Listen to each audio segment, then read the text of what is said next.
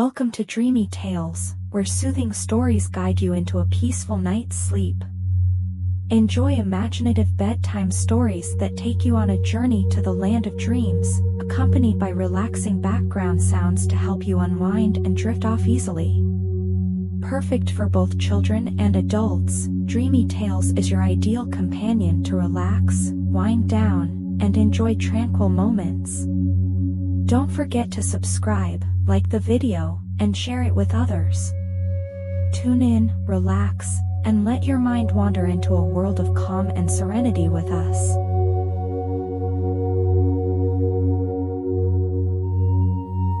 Deep within the heart of the mystical forest, where towering trees whispered ancient secrets and the air shimmered with magic, lived a small but brave forest fairy named Rara. Unlike the other fairies, who spent their time weaving spells of light or dancing in the moonlit glades, Rara had always been more curious about the unknown. She wasn't content with staying in one part of the forest. She wanted to explore every hidden corner, every dark cave, and every forgotten path. One sunny morning, as the golden rays of the sun filtered through the thick canopy of leaves, Rara flew around the forest with her tiny wings fluttering like a delicate butterfly. She noticed something strange, a path that she had never seen before. It was hidden beneath a curtain of ivy, and the earth looked untouched, as if no one had traveled it for many years. Rara's heart raced with excitement. An adventure, she whispered to herself. Determined to uncover its secrets, Rara gently pulled aside the ivy and stepped onto the path. As she walked deeper into the forest, the trees grew taller, the shadows longer, and the air cooler. But Rara wasn't afraid. Her curiosity was far greater than any fear she might feel.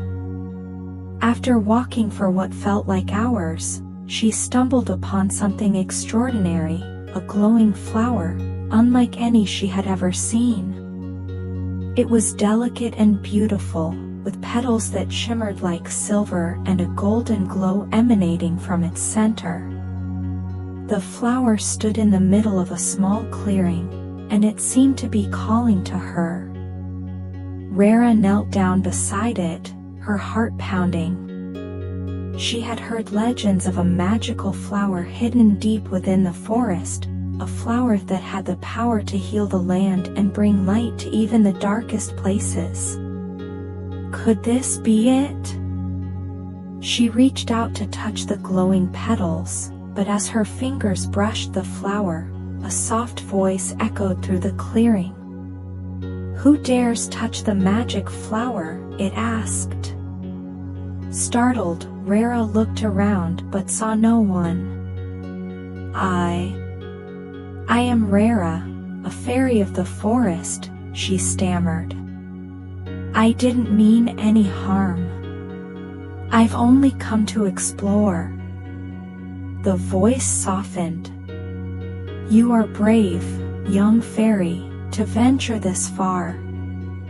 But the magic flower is not just for anyone to take. It is a gift for those with pure hearts, for those who seek not power but the good of others." Rara, still trembling slightly, looked at the flower with newfound respect. "I don't want to use it for power," she said. "I only want to help the forest. The trees are growing weak, and the streams are drying up. I thought maybe the flower could help bring balance." There was a moment of silence, and then, to her astonishment, the flower's glow brightened. "You speak the truth, Rara," the voice said. "The forest is indeed in danger, and the magic flower can help. But its power is not easily controlled. You must be brave, and you must be wise."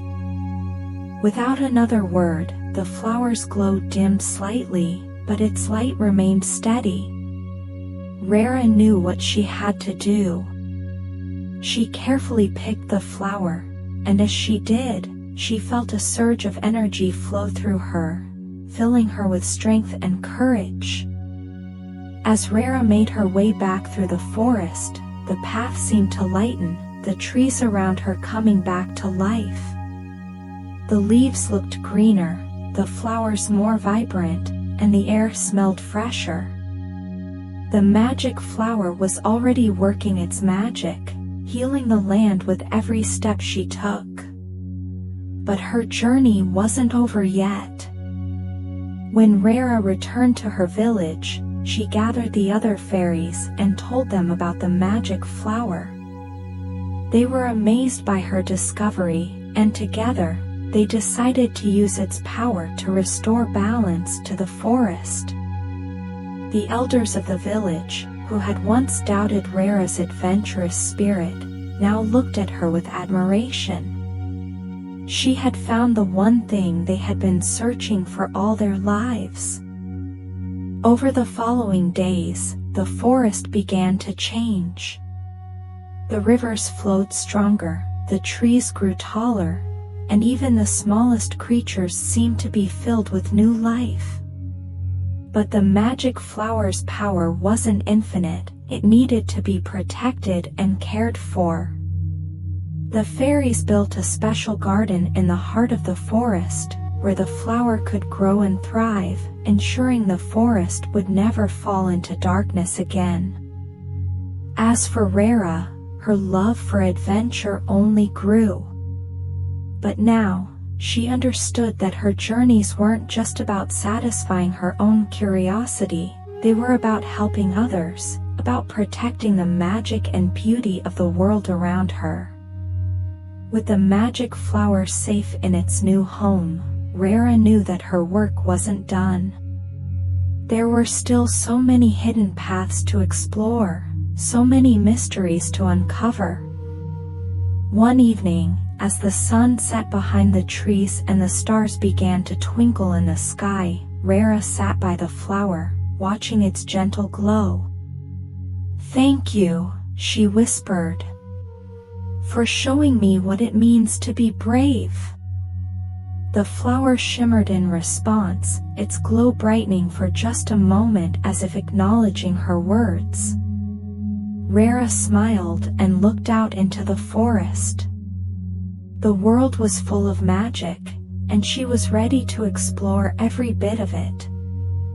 But the adventure was far from over.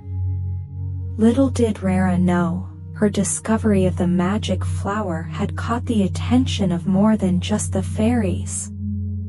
In the shadows of the forest, a powerful sorcerer had been watching her every move. His name was Zephyr, and he had been searching for the magic flower for centuries, hoping to harness its power for his own dark purposes. As Rara continued her adventures in the forest, she began to notice strange things happening. The wind seemed to whisper warnings, and animals that were usually friendly became skittish and frightened. One night, as she sat by the flower, she felt a cold gust of wind sweep through the garden. The petals of the flower trembled, and the glow dimmed. "Something's wrong," Rara thought. She stood up and looked around, but the forest was eerily silent. Suddenly, a figure emerged from the shadows, a tall, cloaked man with glowing red eyes. It was Zephyr, and he had come to take the magic flower. "Step aside, fairy," Zephyr hissed. "That flower belongs to me." Rara's heart pounded in her chest, but she stood her ground. "The magic flower doesn't belong to anyone," she said firmly. "It's here to heal the forest, not to be used for power." Zephyr sneered. "Foolish fairy. You have no idea the power that flower holds. With it, I could control the entire forest, bend it to my will." Rara's wings fluttered nervously, but she didn't back down. "You can't have it," she said, her voice steady. "I won't let you." Zephyr laughed, a cold, chilling sound that sent shivers down Rara's spine. "And what are you going to do to stop me, little fairy?" Without warning, Zephyr raised his hand, and a gust of wind swept through the garden, knocking Rara off her feet. The magic flower trembled in its bed, its glow flickering as Zephyr approached it. Desperately, Rara scrambled to her feet and called upon the power of the forest. "Help me," she cried out, her voice echoing through the trees. At first, there was only silence, but then, to her amazement, the forest responded. The trees around the garden began to creak and groan, their branches reaching out toward Zephyr. The wind, which had once obeyed his command, now turned against him, swirling around him in a powerful vortex. Zephyr tried to fight back, but the forest's magic was too strong. With one final, furious roar, Zephyr was swept up into the wind and carried away, disappearing into the night. Rara collapsed to the ground, exhausted but victorious. The magic flower's glow slowly returned, and the garden was once again peaceful. From that day on, Rara knew that the magic flower had to be protected, not just from Zephyr, but from anyone who would try to use it for selfish purposes. With the help of the other fairies, she built an even stronger barrier around the garden, ensuring that only those with pure hearts could enter.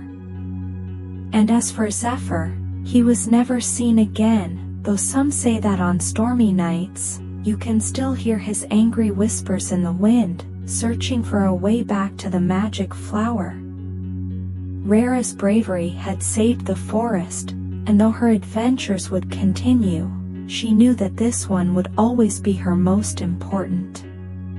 The magic flower had taught her not just about courage, but about the power of love and kindness. And as long as the flower bloomed, the forest would always be safe.